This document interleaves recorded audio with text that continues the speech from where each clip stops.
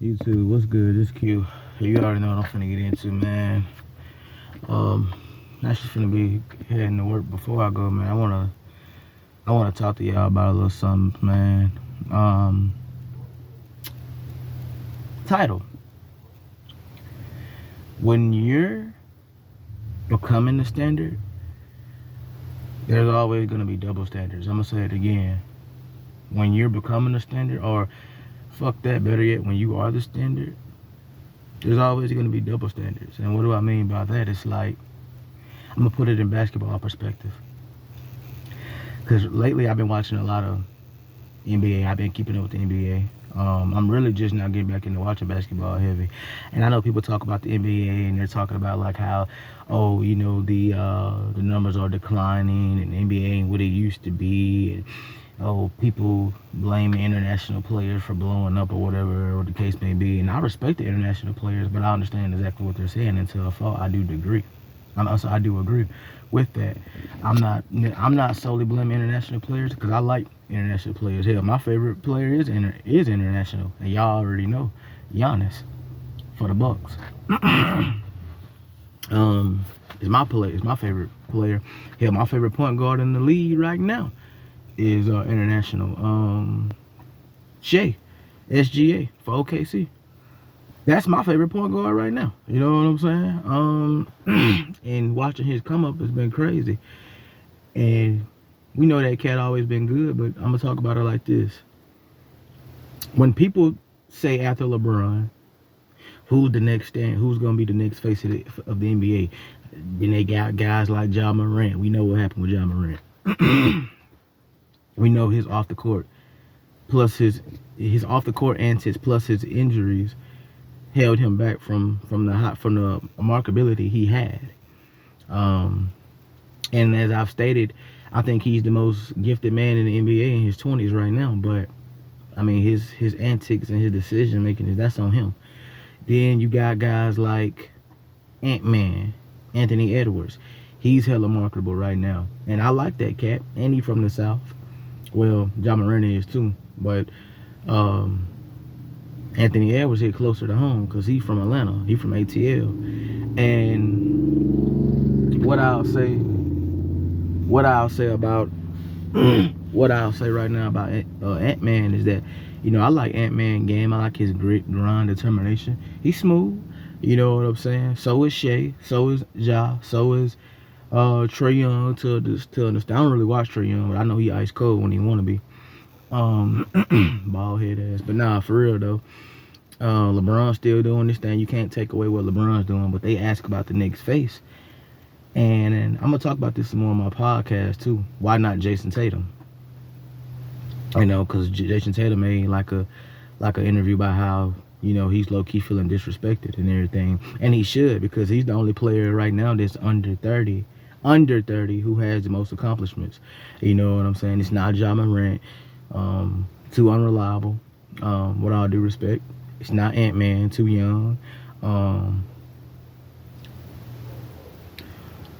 It's not anybody else that they're naming that's under 20. I'm sorry, that's under 25 or under 30. I'm sorry. You know what I'm saying? It's not Luka. Yeah, you got to the finals, but you lost. You know what I'm saying? To Jason Tatum, to the Celtics. And I just saw the Cavs in the Celtics play last night. Boy, it's on my IG. Y'all follow me on IG at Q Speaks Facts. Boy, y'all need y'all ass whooped. Boy, ain't no way the Celtics let the Cavs come back from a 25-3 first quarter deficit. So I don't even want to hear shit else. I don't want to hear shit else about the Celtics. But I'm actually glad they lost. I'm gonna talk about that some more on my podcast. If you want my podcast, like I said, just follow me on Instagram, Q Speaks Facts, lowercase. And then there you have it. And click my link in my bio to get my podcast. But anyway, so why not Jason Tatum? Because he has a ring. And since people always try to talk about numbers, well, hell, last time I checked, Jason Tatum has scored the most points since this decade has kicked off, since the 2020s has kicked off. I know Jason Tatum is number 1, Giannis is number 2. I think KD is I think it was KD and Curry was like number 3 and 4, somewhere in that range. And LeBron was like 5th. So I'm like, all right then. And what did Jason Tatum do when he was a rookie? When he was like 18 years old, 19 years old, he gave LeBron hell in the Eastern Conference. You know what I'm saying? Like, when it came to the ISO ball, but I mean, if I'm not mistaken, I think Cleveland swept Boston that year. Something like that. But we talking about modern day Cleveland with Donovan Mitchell and Evan Mobley, Darius Garland, and man, them boys cold. And I don't even like Cavs like that, but I know they pressure. But when you're becoming the standard, you oftentimes experience the disrespect. You know what I'm saying? When you bring home the bacon, you pretty much have to expect being disrespected. You have to expect people, looking down on you, so to speak, or downplaying you, or not giving you your just due, or not giving you your proper etiquette. And when you're becoming great, you can say it comes with it, or it's a part of the game. But you also have to take accountability into your own faults at the same time, because people like to bring up about what you're lacking and what you don't have versus all the stuff that you are doing. They don't spend hours upon hours of talking about what you're supposed or what you have accomplished and what you are doing and things, your consistency, your ability to, take things serious and make sure that you are on time or on topic, or that you focus on the things that matter, because people don't care about those things. People care about what's not done.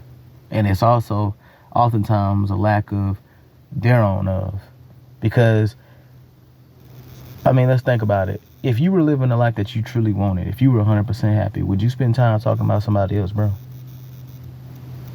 Their lack of, what they don't have, what they're doing, what they're not doing, what they should be versus what they're not. I'm finna go ahead in this video, get ready in this video, but I want you to really think about that shit, man, because people gonna forever talk. They gonna talk about you when you doing shit. They gonna talk about you when you ain't doing shit. Or I'm sorry, I said that backwards. They gonna talk about you when you ain't doing shit, and they gonna talk about you when you're doing shit. But as I said in my last video, man, as men, especially, we have to learn how to stay locked in, because none of this other shit really even matters. I swear to God, it don't.